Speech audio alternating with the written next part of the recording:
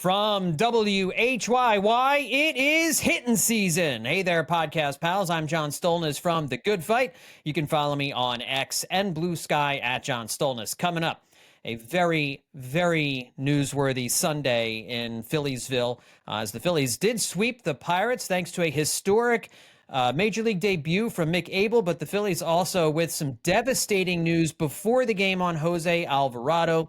We're going to cover all angles of both of these big stories here and the weekend that the Phillies had against the Pirates, winning all three games, sweeping an inferior opponent, which is what you hoped that they would do, and they done did it. Joining me on the roundtable, Liz Roscher and Justin Klugh. Justin, of course, from Baseball Prospectus. Follow him on the Blue Sky at Justin Klugh. Justin, mixed emotions here as we're getting ready to chat here on a Sunday night. Good weekend of Phillies baseball on the field, some rough news off the field. I don't know, how are you feeling here on a Sunday? Well, it's another one of those games or series where I crunched the numbers and just determined, there's just really not a reason why they shouldn't sweep the Pirates, even if they aren't like 100%. And I wasn't even thinking of the ways they might not be 100% anymore by the end of the weekend. But yeah, it definitely felt like a loss here is a loss in two ways. Once on the field and then again as the opportunity to kind of like get that loss back that they had against the Cardinals and ended their series of winning series. So that was ultimately a good thing. And I realize this will probably not be the main story of the weekend, and I realized it also was only happening because of the overlapping calendar times. But the Phillies City Connects with the camo hat, guys, come on. That was a bad idea. What is that? Looked like they all had laundry. It looked like they woke up under a pile of clothes and just wore whatever got tangled on their bodies as they stood up. It was stupid. Like, I'm sorry, that was a bad pairing. Bad pairing, and it's very, very unserious. Like, come on, really? There's very little that you can do to help the camo hat along. I'm sorry, there's no combination of shirt, top, bottom that's going to make the camo hat work. And there's no getting around it, and I know why it's there, and whatever, it's fine. But the extra dimension of the City Connect aesthetic, and again, talking about the aesthetics here, is just that was just silly. They looked like an unserious baseball team out there, like they forgot their hats. plus the City Connect hats are the strongest part of the uniform. They plus really the are. City Connects, like just as a concept, like you get reminded every Friday home game. Oh yeah, don't forget. Sometimes the Phillies wear their pajamas and play baseball. You can understand why the camo was a part of this. Where the City Connects. I mean, part of the heart of the city of Philadelphia is hunting. I mean, there's the amount of it goes hand in hand, right? You think when you think Philadelphia, you think deer hunting. I get that these and I know they all have their own problematic backstories and everything, but these like branded moments of like, oh, it's Women's Health Month, it's Memorial Day, it's Men's Health Month. They all have these like branded colors and patterns associated with them, and that's just how it's going to be. But like, we all saw that, right? I mean, that was just silly. Yeah, bad. It was silly, non-serious. I think it was a good way to put it. Bad. Yeah. Liz Roscher also joining us here on the podcast. Liz is doing fantastic work for Sabre. Follow her on Liz and Blue Sky at Liz Roscher. Liz, how are you feeling? I'm feeling all right. I enjoyed watching the games this weekend to a certain extent when I wasn't chewing my nails, but it was fun once I got over the ugly uniforms on Friday night. Those were truly just a massive distraction to the point where I ended up reading a book during most of the game. But yeah, the games were good. They were good. Friday's game didn't look so great. It was 3-1 Pirates entering the bottom of the seventh, but the Phillies were really handed a win by some awful Pirates pitching. The Phillies' patience at the plate. I mean, I have never seen a team like they talk about. Oh, they really gave that one away. I mean, the Phillies just stood there and let the Pirates. And this is what I'm talking about. You can't lose this, and you really shouldn't not sweep the Pirates if you're the Phillies. Right. If you're like a Phillies tier team in Major League Baseball, you have absolutely no reason to lose even once to this Pirates team, because look what happened. They were trying to lose, and then they just stood there, and the Pirates were like, "Rah!" and like dropped all the pies at the top of the staircase, and suddenly the game was tied. Yeah, that's exactly what it was. And then they added on late, but that was a and entertaining. It was an infuriating start and a fun way to end that game. And then, of course, the Phillies really just rolled behind Zach Wheeler on Saturday night, winning 5-2. And then on Sunday, obviously, you had the pitching matchup that we're going to start off the game. Obviously, we're going to get to the Jose Alvarado 80-game suspension and what that means for the bullpen, what that means for their chances to winning the World Series, what the different ripple effects of that devastating news to the franchise would be. But we've got to start off, I think, I didn't think that there was going to be any other lead other than Jose Alvarado here as we got together on the roundtable. But Mick Abel's performance in his major league debut against the Pirates, a 1-0 win. He outduels Paul Skeens in his major league debut. Really just unbelievable stuff from Mick Abel. Mick Abel, a guy who had an ERA well over 6 last year for the Lehigh Valley Iron Pigs, who most of the fan base had given up on. He was a top 50 prospect at one time in Major League Baseball. He's now just the Phillies' number 8 prospect. I mean, he really fell down the prospect rankings at the end of last year and coming into this year. But for Lehigh Valley this year, he was throwing more strikes. And we saw in his Major League debut, the fastball was electric. He was clearly pumped up early, but he was throwing strikes. Just a tremendous outing from him. 6 shutout innings, only 5 hits allowed, 9 strikeouts, and no walks for Mick Abel in this game. And did things that really very few Phillies pitchers have ever done before. He became one of only 3 pitchers since at least 1901 to pitch 6 or more scoreless innings in his major league debut with 9 strikeouts and 0 walks. Shota Imanaga did it in April of last year, and Nick Kingham in 2018 are the only other ones to do that. Mick Abel also, I have it right here, sorry, averaged 97.3 miles an hour on his four-seam fastball. It was 95.6 with the Iron Pigs, so he was throwing 2 miles an hour harder in his big league debut with the Phillies. He got 18 swings and misses in this game. I mean, just an incredible performance, an unforgettable debut from Mick Abel. No matter what happens the rest of his career, he will be able to say, I outdueled Paul Skeens in my major league debut. So, Justin, first thoughts on watching Mick Abel this afternoon? 6 shutout innings, all those strikeouts. He looked like what I expect we're going to see when Andrew Painter gets promoted. And I was not expecting that from him. I mean, that's a Zach Wheeler start. 9 strikeouts, no walks. I mean, like you said, it wasn't too long ago that Mick Abel's debut in Major League Baseball would have been much more fanfare and much more trumpeting would have occurred for sure. And in a way, it's probably almost better, for the mental approach to just kind of get slipped in there as like, your role is kind of different now because things have changed and you've fallen down the list a little bit, and now you're a guy that they're not calling up because it's this hotly anticipated thing. You're this guy they're calling up because there was an unexpected injury and somebody's got to pitch. And so it really caught me off guard when it was announced that it would be Abel making the start. Me too. So the deal with him apparently was that, and I believe this was Zalecki telling this story, was that he was a guy who was very cool, tight-lipped, went about his business, nobody's a Halliday, but more of that school of thought. But then he would get out on the mound and he'd really let his emotions fly. And the Phillies said, I think this year they said, hey, maybe continue that ice cold killer persona when you go out to the mound.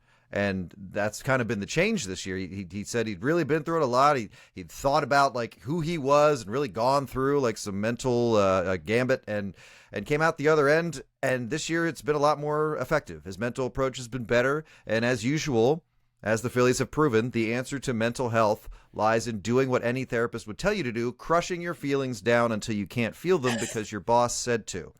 But no. That Mick Abel got. I think that's in the manual somewhere. Yeah. But that Mick Abel got to pitch against this limp Pirates offense, I think was also. I mean, that's great. I'm not taking anything away from him for sure. But it's a good. I'm glad that they were the team he was facing, and that also he was facing Paul Skeens. Those puzzle pieces fit together so well because it gave him this great chance to dominate a major league lineup, and then get the chance to have people say he outdueled Paul Skeens, I keep almost saying defending NL Rookie of the Year, but the last NL Rookie of the Year. I mean, that's huge. What a great extra little feather to put in his hat after the start that he put on today. And he did what he did best. He assaulted hitters with strikes so that they were always battling back and being down in the count. That's what Marshawn was saying he's good at. It's an ambush that keeps these opposing hitters in the corner. And, end of the day, this is what you want to see. This is depth. reaching down to the minors out of necessity, coming up with a start like that. He's going right back to the minors after that. Who knows what his future holds, but he showed something to the Phillies. Maybe he showed something to somebody else. Who knows? But the whole point is he came up and he did the best job anybody could have expected him to, and probably what nobody would have expected him to do. Right. Liz, I mean, this is an all-timer performance in terms of Phillies pitchers. He became the first Phillies pitcher to throw 6 or more scoreless innings in his major league debut since Jared Eichhoff did it in 2015. And by striking out 9, he tied Kurt Simmons back in 1947 for the most strikeouts in a major league debut by a Phillies pitcher since at least 1901. Again, just 5 hits and no walks for Mick Abel.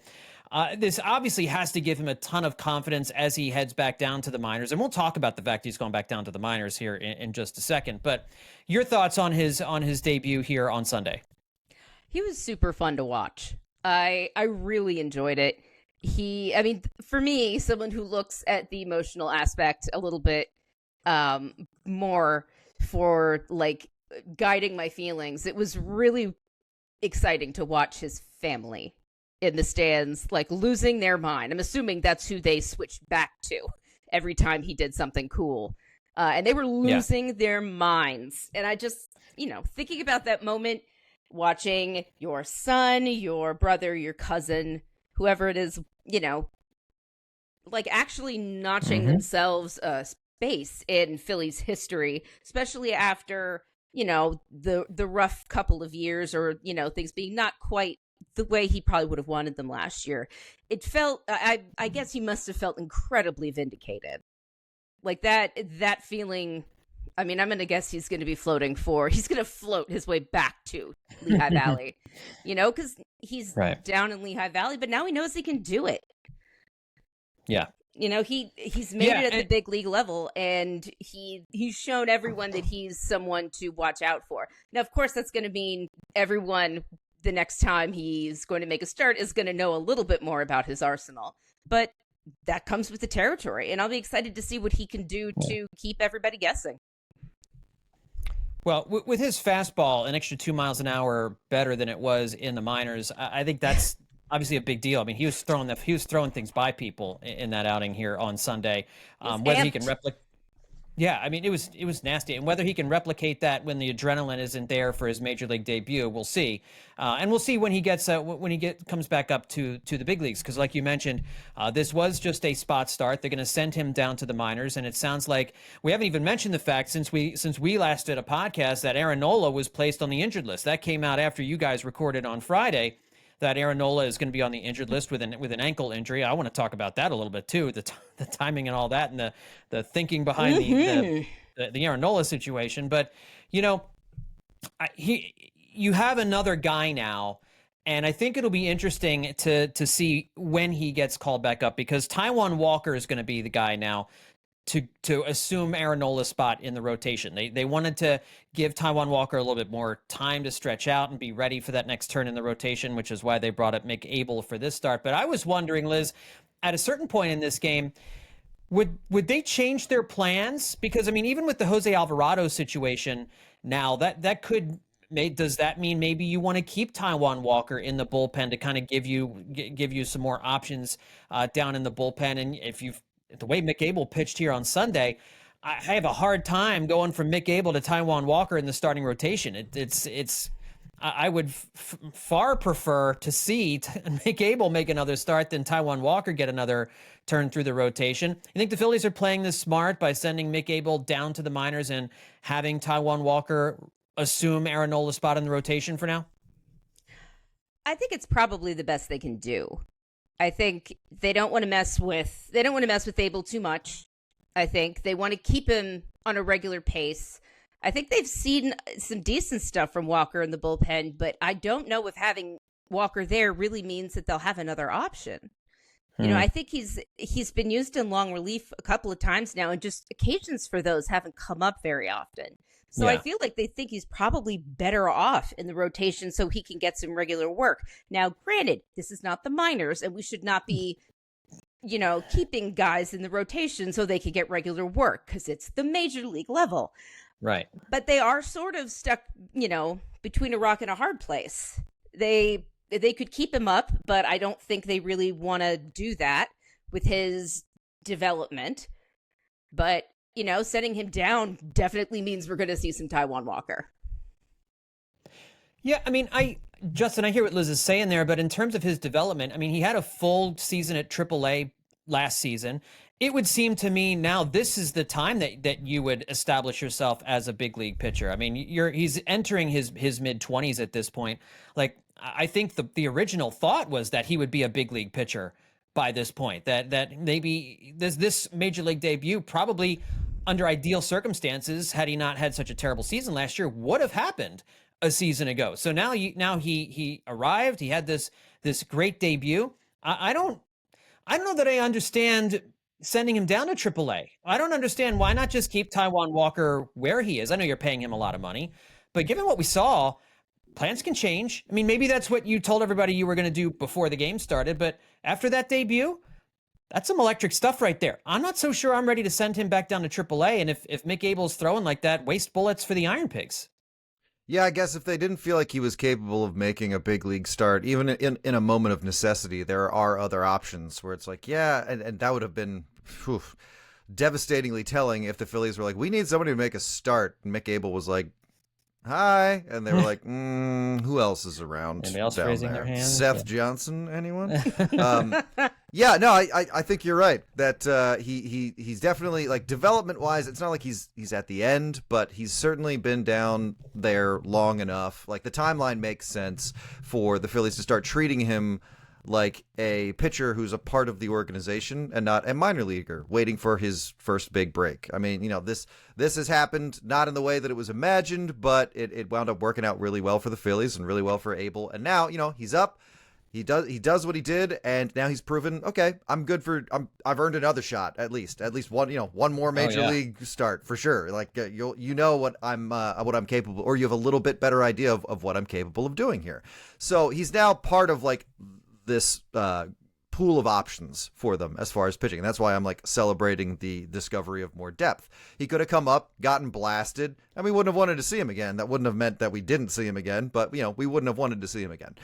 So I think he's trying to like made it clear that he is an option for the Phillies moving forward until he comes up and looks completely lost in the major leagues, if that's going to happen. So that's what I think when we're talking about people's eyes getting opened, that's kind of like the toolbox just got bigger. And as far as like Taijuan Walker's role in all this, I mean, I would love for guys to be able to get in grooves and get comfortable so that they can hit their ceilings more easily. But Taijuan Walker's job is to kind of pitch wherever the Phillies say it's time to pitch. And I'm saying him specifically. That's not like across the board. Like Taijuan Walker, you're making a spot start. You're our sixth starter. Okay, now you're the fourth starter because too many people are hurt. Now we need you to serve in a long relief role, and then that's going to be your job. I mean, he hasn't really messed up in a while, in a big way, in any of those roles. So like that's the job. That's the long relief sixth starter job. Is that you're going to be uncomfortable. That's why it's your job and not Zach Wheeler's. Right, and that's where I want Taijuan Walker, and I think there's based on and maybe I'm overreacting to one great start, but and again, like you said, it's against the Pirates, a weak hitting offense, but I am super intrigued by Mick Abel. This seems to be the ceiling that we thought that we would get from him 2 years ago. Like we said, when he was a top 50 prospect in all of baseball. Like this, it didn't come out of nowhere. This isn't somebody who has never been on the radar of top prospects in baseball. This is a guy where this has been inside him. We kind of know that this is what his potential was. He initially had a top of the rotation type potential, and that's the pitcher we saw on Sunday. Now, will we get that again moving forward? Who knows? But I think the upside of Mick Abel and keeping him in the big league starting rotation, I think it's a mistake to send him back down to AAA so that you can move Taijuan Walker into the starting rotation. I just don't understand the rationale behind that. It feels like they would consider that abrupt. I think it's the one start sample size that is that's one of the main things here. I'm not sure they're worried about his development at this point. No. I think it's more that okay, that was great, but it was a spot start and you're going back. I'm with you. I mean, it could have gone either way, but that felt it feels like that would have been a very excitable reaction by the Phillies to make him a part of the rotation. He faced the Pirates. That's kind of, I think that's something I was trying to say, but completely blanked on. That he was facing the Pirates, and this is the one start we have of his in the majors.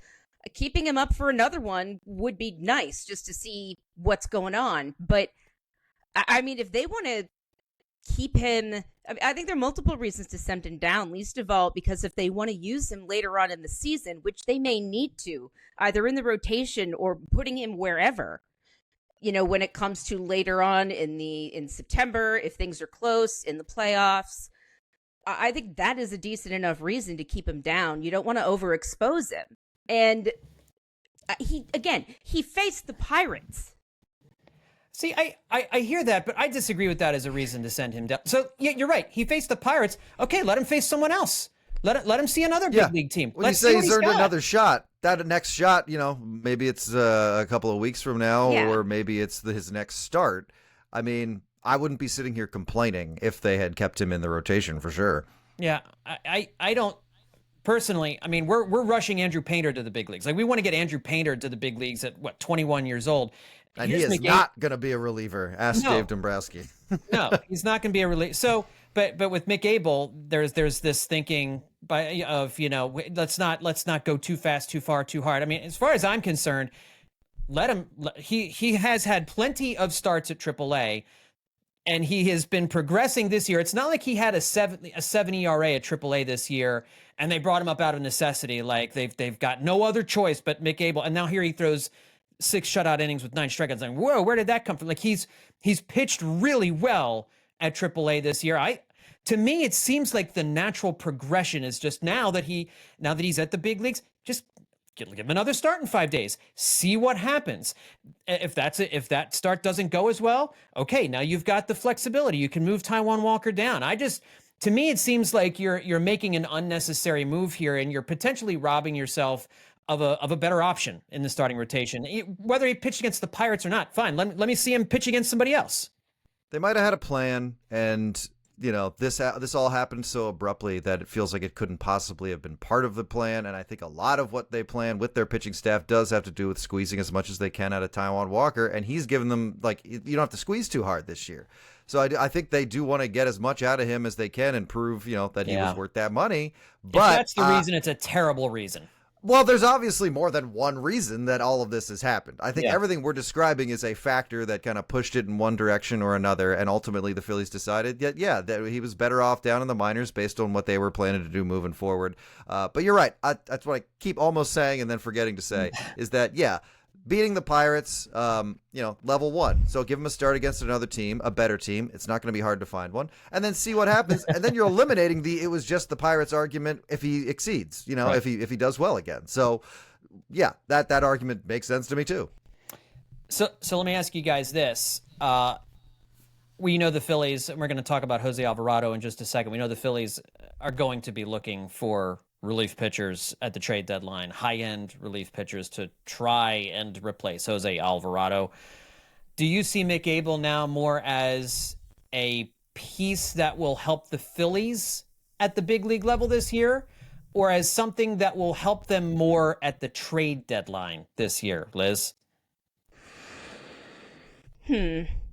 Like, how much more value does he have? It feels to me like he's more valuable now. I mean, sure, he's definitely more valuable now because he didn't cough up the ball, the first time he stepped into the majors. But, he definitely has more value if they want to move him. But do they, I'm trying to think of who would they get. I guess it's not too early to look at who might be on the market or whatever, but it feels like you don't get rid of Mick Abel, who they seem to think is going to play a role in the future of the Phillies at some point, right? I'm just trying to think. They would have to, I think they'd want to let go of someone. They would want to get someone pretty decent in order to let go of him. His value is upgraded. I just don't know how much that's going to help them. think he's on some people's radars now, maybe True. that he wasn't before. But again, we're talking about one start, and I would assume any team that's been interested in him in the past is well aware of his track record and been following him in the minors. However, where this gets interesting is, hey, this is another year where good teams are missing a ton of pitchers and other teams are rebuilding and could really use a 23-year-old promising young arm to just kind of stick in their future plans and see what happens. It's somebody that's at least worth getting back in a trade where you're shipping out the last few remnants of your previous regime. And with a name like Ryan Helsley getting floated not too long ago, it's it's starting to feel like the Cardinals are going to feel like they have a lot of leverage moving forward. So I think that with the developments that have kind of occurred around here, the context has kind of shifted a little bit.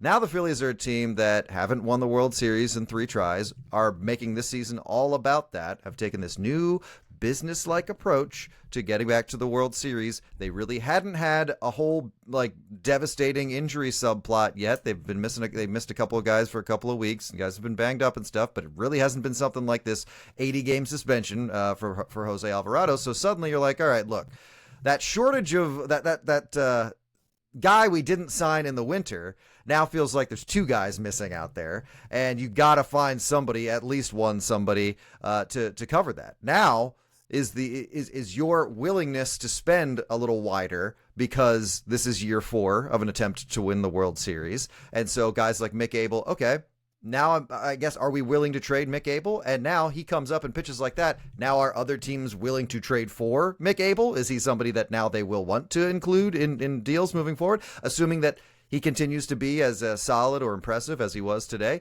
Yeah, I mean, I think you got to at least consider it.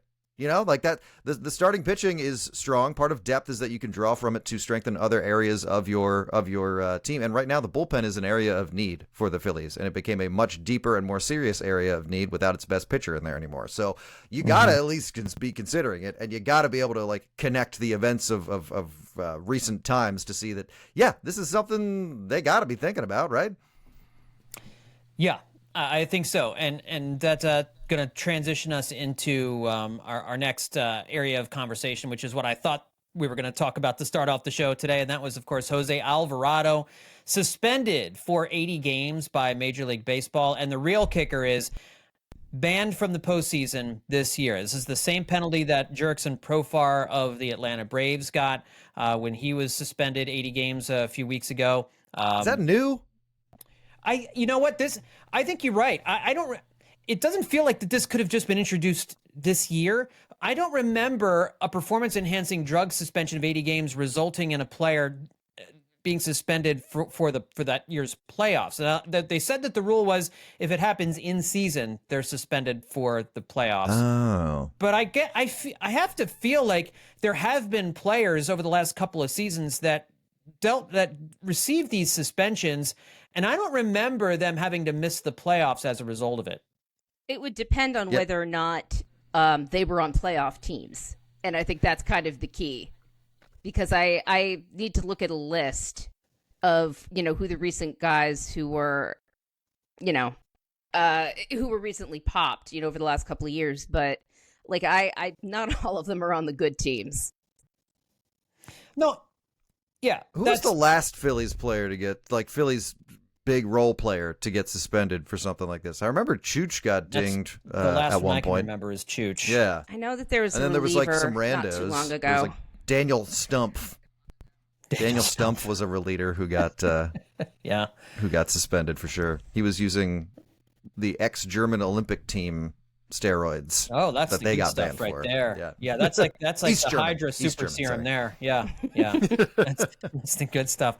No, this was so Alvarado got pinched for exogenous testosterone, which I mean, who among us hasn't dabbled in the exogenous testosterone from time to time? I think the Phillies drafted him last year, actually. Exogenous testosterone, yeah. He was going to go back to college, but they made him an overslot offer, which was which was bold of them. Took a bite right out of the podium when he got up there. It was That's right. Something to see. So apparently this came from diet medicine that he was on, or weight loss medicine that Jose Alvarado was taking during the offseason. They'd heard rumblings there during the Rays series that he might get pinged for this. The Phillies essentially were saying like, hey, what are you going to do? Alvarado's not challenging the suspension. He was clearly their best and most important reliever. 4-1 with a 2.70 ERA, 7 saves in 20 appearances, third in baseball among relief pitchers in Fangraphs wins above replacement at 0.8. I mean, you talk about the guy in the bullpen you could least afford to lose. You're going to lose him until mid-August, and then you'll have him for the stretch run, but then you won't have him in October. No relief pitcher has pitched more postseason innings since 2022 than Jose Alvarado. My initial reaction to this, Justin, was this could cost them the World Series. Simply put, as important as the bullpen is in the postseason, as important as Jose Alvarado has been to this bullpen, which has gotten better since the first few weeks, but is still the weakest part of this team, and there are still really very few players in that bullpen that you really fully trust right now. Alvarado was one of them. And now you're not going to have him for those October games when it's the 8th inning and you've got the heart of the lineup coming up and you've got to protect a 3-2 lead to get you through to the National League Championship Series. Jose Alvarado isn't going to be there.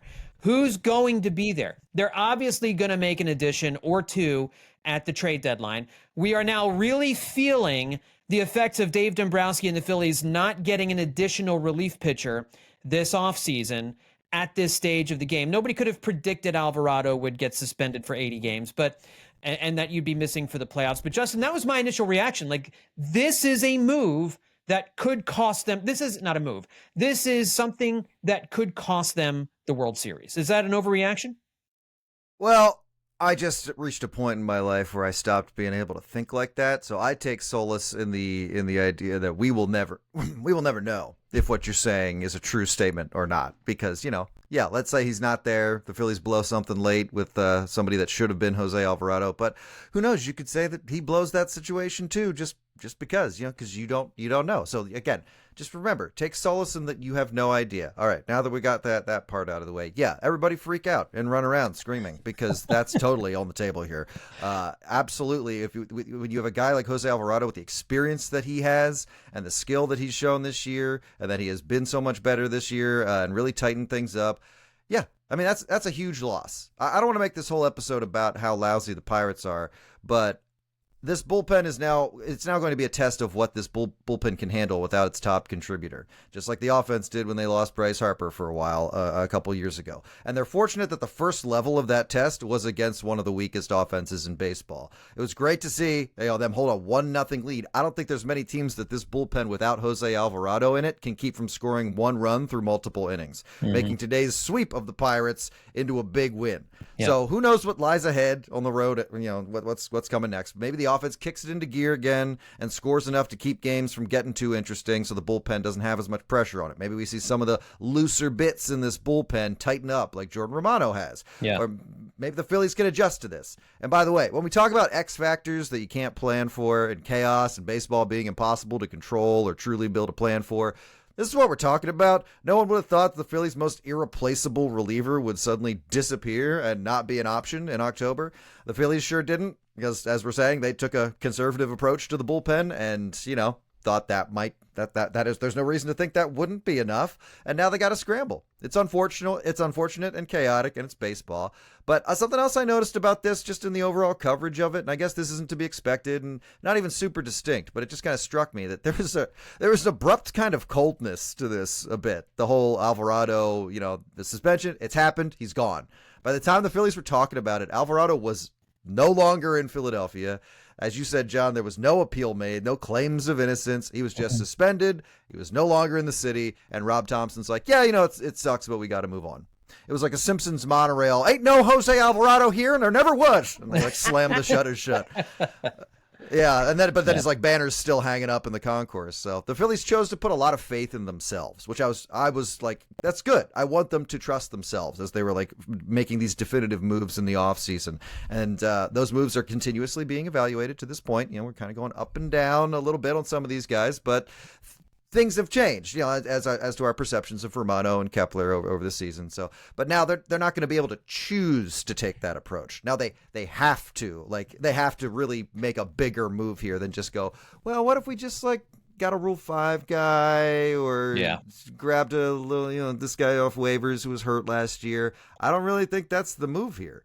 Again, it's year 4. It's all business and win World Series. So time to start asking questions. Are they willing to give up more this year for a new closer? Do the Cardinals have even more leverage while they're dangling Helsley? Was Mick Abel's start today a dinner bell to the rest of the league that's starved for pitching? Are they going to go back to believing that someone who's already here can take another step forward? How many guys doing that is too many to expect it to really work? So Alvarado's put them in a spot here. It'll be very interesting to see what the move is, but I feel like it's got to be bigger than the bullpen moves they've made lately.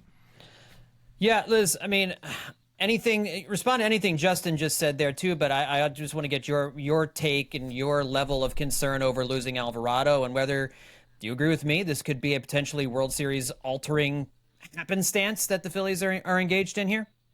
Well, I'm concerned about that for sure. I hadn't even thought about it until you put it that way, and I'm kind of isn't that fun? Don't we get to validate John's derangement here with this I'm question? not doing that. I love it. It is a legitimate because let's think of the worst thing imaginable. Is Jose Alvarado responsible? Probably. He has pitched so many postseason innings. I know. You're not wrong. So You're not important. wrong.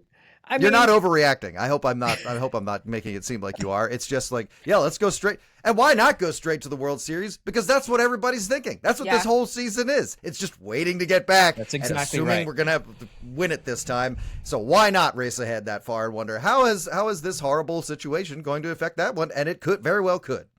Even if we never truly know. I mean, the Phillies weren't wrong to bet on Alvarado this offseason. Like, they made the right decision. It's sadly Alvarado who made a poor decision putting a substance in his body that wasn't fully vetted or whatever it is that he did. I will say that at the very least, Dombrowski's comments were, I think, sufficiently sympathetic, without being like overly so and removing any blame. He said, he didn't mean to. He's been open about his struggle to lose weight, and this is how he wanted to deal with it, and it's disappointing, but, we know we didn't do it intentionally, etc. So I was glad to hear that, but I don't like agreeing with John when he says stuff like this, but I think it's sort of like this, depending on what they do at the deadline with a reliever, this is like a pivot. This is a change in direction for the Phillies because they were planning on having Mick Abel somewhere. If they give Mick Abel up for a closer or something, I will be horrified because I hate the thought of that. The Phillies have had incredibly awful luck trading for relievers. Hang on. Liz, what? I'm going to push back on that. Oh, sure. I don't think you've thought one thought about Mick Abel until his start today. Oh, no. For like months. No, I haven't. So I don't think it would devastate you that they trade for a closer, which is what they need. Oh, sure. It would devastate me because he would be gone, and because my assumption is that for the last 4 years, the Phillies have not been able to sign a reliever at the deadline that didn't suck. I'm going on history here because if they trade Mick Abel for some guy who blows it, I'm going to be annoyed at that. And I don't even care about Mick Abel all that much. Yeah, I'm saying it. Until he's in the majors full time, I do not care. You seem to think Carlos Estevez was like a terrible pickup for this team. And he was not. No. He was a good pitcher and was their closer and was a good relief pitcher they picked up at the trade deadline. That was I haven't last looked year. at Carlos Estevez's numbers, and I'll admit, I'll admit I haven't looked at the 2024 stats much.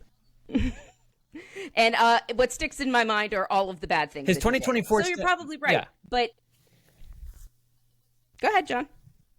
No, sorry, you're cutting in and out. So I thought I had a little pause there, but no, I think Carlos Estevez was great at the end. Well, not great. He was very good in the regular season for the Phillies, and obviously against the Mets had his issues in a couple of those different games. I think that Lindor grand slam kind of is like that lasting moment that we have of Carlos Estevez.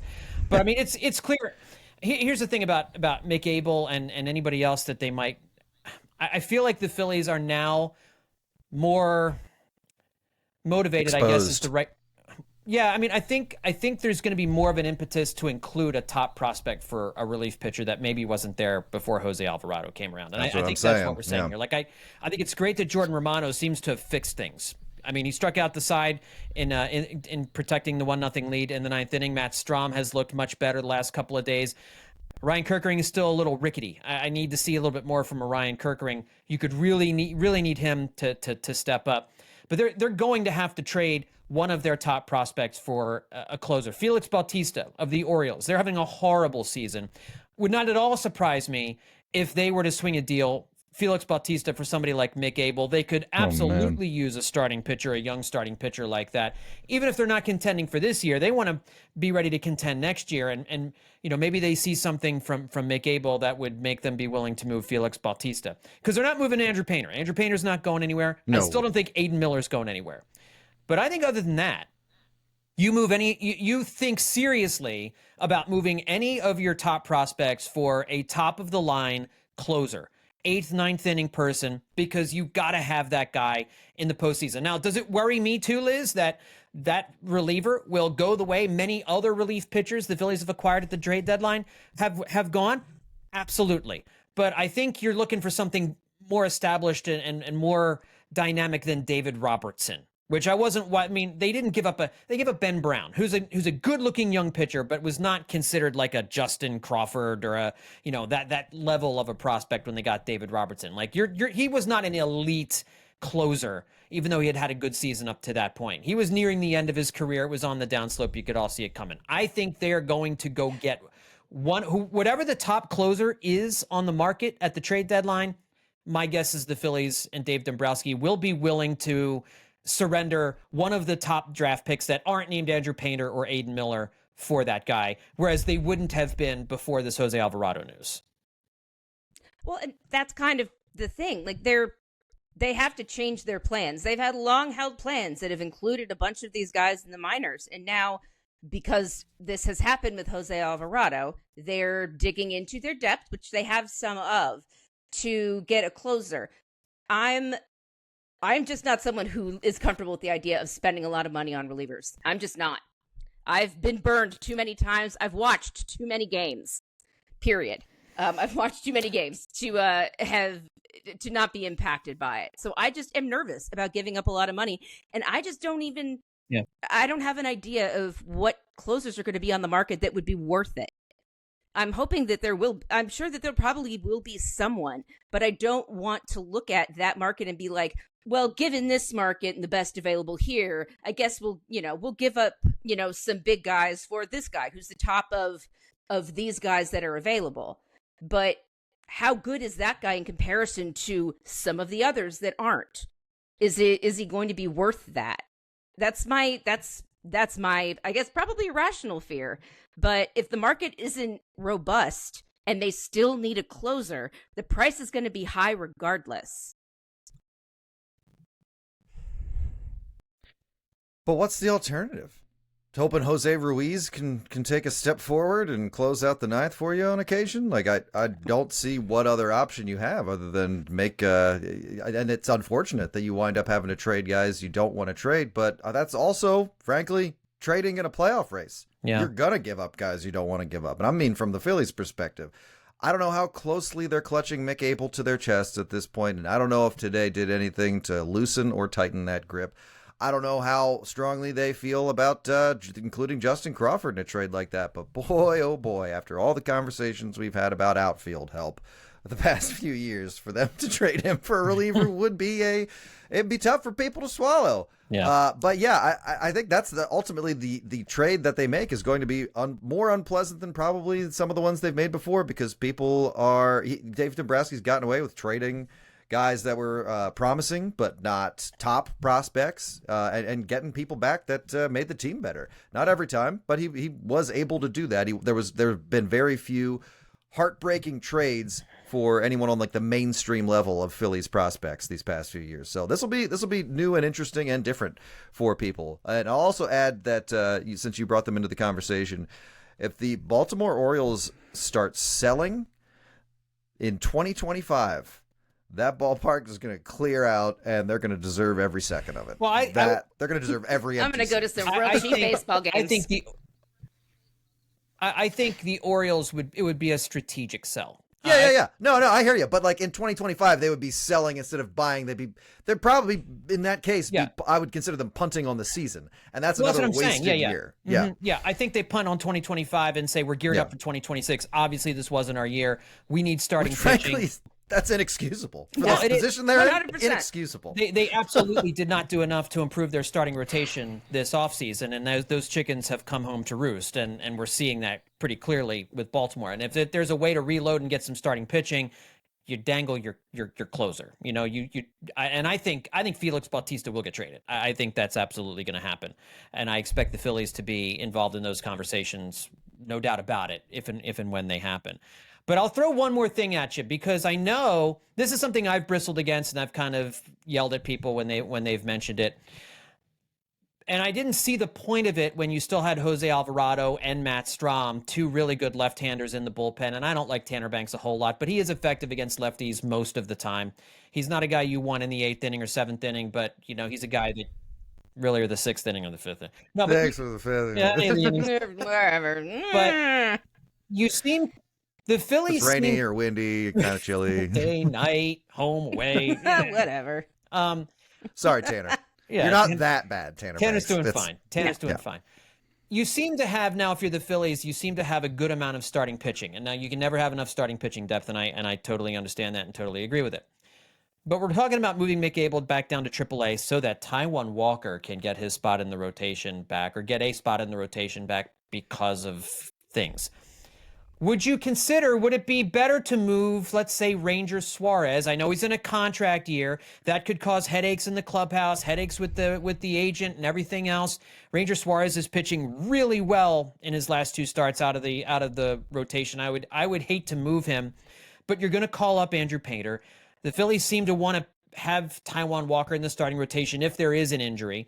There is Mick Abel now, where I'm not, again, saying he's a cornerstone. You're locking him in for 20 starts the rest of the season or anything like that. But if you're reticent to trade away top prospects for a relief pitcher like Felix Bautista or Ryan Helsley or something like that, the only other option then is to take a starting pitcher that you have on hand who has had success in the bullpen before. You've subtracted a really strong left-handed reliever from the bullpen. You could put Ranger Suarez in the bullpen, who's left-handed, and get yourself potentially a high-leverage bullpen arm, left-handed, and then you could make up for losing Ranger Suarez in the rotation with some combination of Mick Abel, of Andrew Painter, of Taijuan Walker, and of course Aaron Nola when he comes back. I don't want to move Ranger Suarez to the bullpen. But in terms of all the other options that are out there, Liz, would you prefer that to spending to trading somebody like Justin Crawford or Mick Abel or whatever for a relief pitcher? I don't know if I prefer it, but I definitely see the sense in it. I mean, again, it just really super depends on whatever the market looks like. Because if there's a guy out there that's worth spending those prospects on, then they'll do it. But if there's not, I feel like the Ranger Suarez to the bullpen option is a good fallback. It's not the ideal. It's far from it. And you are removing a powerful lefty from the rotation. But, it would be better than just leaving things the way they are, which is not great. This is how I feel right now. That rotation is the beating heart of this team. You got to keep that thing functioning as highly as it possibly can. I would rather see them make a trade for a reliever, because that's something that should have been taken care of before now anyway, and now they're in a really dicey spot. I would rather see Suarez stay in the rotation. It's where he wants to be. I mean, they asked him, and he did the, hey, look, I want to help the team win. I'll do anything. But he was also very clear. I would rather be in the starting rotation for sure. I want him. It takes him, a second. He's very sensitive to being in and out of grooves. I want him to be and stay as comfortable as he has been, so he can continue to look as dominant as he's been, because, there's a lot of really good pitchers in this rotation, and this team is at its best when they are all pitching as well as possible. I don't want to mess with that. I don't want guys wondering what their role is, or wondering if they're coming into the game tonight or whatever. Like, the Ranger Suarez coming back and getting looking as good as he has as quickly after coming back as he has is is different from the historical trends of that nature. So I don't want to mess with that at all. I don't want to mess with these guys' heads. They are all these starting pitchers specifically. Their routines are very important to them, and sticking to them are a big part of their mental approach and physical approach. So I would rather keep the rotation intact and not be picking from there to point out who's going to come into a game in a tight spot. I would rather them just, you're going to have to deal some guys you don't want to, but you're going to get the closer you need. I agree with that. I would rather keep the starting rotation intact. I mean, you are going to have to get creative with the starting rotation too when Andrew Painter comes up, and we've talked about that, like the 6-man rotation. Hey, maybe Ranger Suarez gets moved in a trade or something. That doesn't make as much sense to me but I mean, if you've got a team that has a couple of different late inning bullpen options that they could move, maybe you trade with another contenderish type team for, trade strength for strength, weakness for weakness, and you kind of help each other out. Those kinds of trades happen every once in a while in Major League Baseball. And so then maybe you're moving Ranger Suarez, and that opens up a spot for Andrew Painter. And, if Mick Abel continues to do what he does in AAA, you've got that depth there in AAA to kind of balance out in case anybody else goes down. It's a good problem to have, the Phillies having all of this starting pitching depth right now as we're getting, here in late May. But the bullpen, obviously, something is going to have to be done with it. The Phillies are really fortunate that this next series is against the Colorado Rockies, who've won 8 games this year. So you get 4 games in Colorado against the Rockies, and then you go play a weekend series in Oakland against the A's. So maybe these things can get punted down the road just a little bit. But it definitely was a trade deadline altering happening, this Alvarado suspension, to be sure, here on Sunday. It is a more competitive National League this year. It is also, there are a couple of teams that when you see them on your schedule, it's just hitting all 7s on the slot machine, where it's just like, again, if you got no reason to lose to the Pirates, there's not even a rule in baseball or maybe even physics or nature that means you should lose to the Rockies even a single time. Nope. And they are very fortunate that this stuff is happening when their opponents are this low, because boy, playing the Rockies it should be as easy as like doing a coloring book. Like their players don't even want to be there. So It is very fortunate that the Phillies are in a spot right now where things aren't great, but they kind of got this like nice little cushion to try and figure things out. Yeah, it's definitely a soft landing, as I think I mentioned earlier in the podcast. That the Phillies have right now as they try to figure out how to make life work without Jose Alvarado. But a great weekend sweep of the Pirates. The offense didn't do a whole lot in this series, and that's okay. They didn't have to do a whole lot in this series.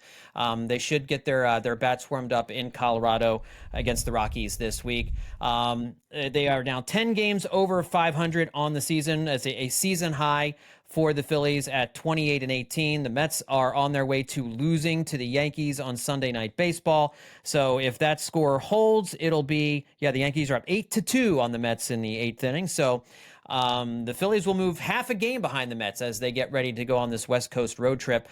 Just winning series and now sweeping a couple here and there. The Phillies are playing really well, and we'll see how they adjust to life without Jose Alvarado here on the West Coast. Let's wrap things up here with some final thoughts. Justin, any final thoughts for you before we get going here? Yeah, just watched Cody Bellinger hit a grand slam off the Mets, so they are nice and losing 8-2. So that's a nice way to end this weekend of baseball. Mm-hmm. And also, we're going to have 2 new dirty innings over at the Patreon before the end of the month. Unfortunately, Aaron Nola is a one-man dirty inning machine. Oh, man. And I don't mean just because of what he does. I mean because when he does things, sometimes they'll say, "Hey, something like this hasn't happened in 50, 60 years." So we've had a couple of stats like that pop up after Aaron Nola starts recently, and we're using 2 different ones to do 2 different episodes. It's not a slam on him. It's just if the inspiration is being shown, it's being fed to you right there. It's like, well, it's tough to say no to that. I mean, Jack McFetridge, an entire episode on Jack McFetridge from, I think that's an 1890s guy, I'm pretty sure. Mm-hmm. Like, come on, that's like a message just for me. So come on. Yeah. By the way, the whole Aaron Nola ankle injury thing, like not disclosing it so that you could maintain a competitive advantage to avoid teams bunting on you. What does a doctor think about that, I wonder? Well, I mean, like, you're not concerned about him I don't pushing know. off on that ankle for 100 pitches a night, but the fact that he might have to field a little grounder in front of the mound gives you the heebie-jeebies, or that you're worried about that kind of agility. I just I also, speaking of things, I don't know if you talked about it on the show, but Bryce Harper's 1,000th career hit was RBI. a milestone. RBI. I wanted to note, because I think, like, watching him talk about it and everything, and I think this stuff all means something to him, and I think more so probably than any, like, professional athlete, Harper understands his role on the Phillies and also, like, as a celebrity. And I think, moments like that are big for him, and he probably has, like, stuff displayed in his house, and he should. It's a huge accomplishment. He's up there with names like Mickey Mantle, Babe Ruth, Lou Gehrig, Albert Pujols, Barry Bonds for this many RBI before he turns 33.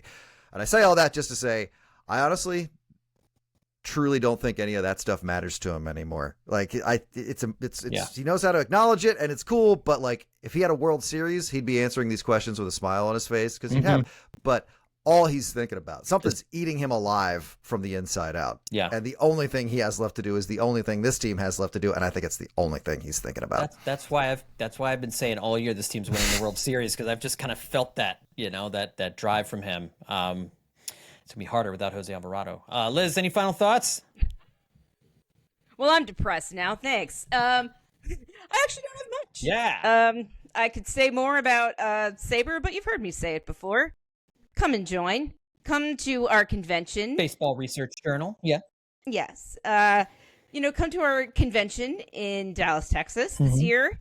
I will be there. I'm pretty sure I'm going to be there. Yeah. Saber.org/convention. All right. Very easy. sabr.org/convention, just so people know there's no E in between the B and the R on that. All right, everybody. Well, look, a consequential weekend of Phillies baseball, and now they head on the road to Denver to take on the Rockies for 4 games. It should be some fun late night baseball watching for you. That'll do it for us here on this edition of Hittin' Season. Don't forget to tell your friends and family members about the podcast. We're on Apple Podcasts, Spotify, wherever it is you get your podcasts. If you're listening to us on Apple Podcasts, leave a 5-star rating for the show, and don't forget, you can participate in the show. Send us an email or a voice memo through the hittinseason@billypenn.com email address. If you've got thoughts, questions, whatever it is, record yourself on your phone, email them to us, and we will play them on the show and respond. Thanks, everyone, for tuning in. We'll talk to you next time right here on Hittin' Season.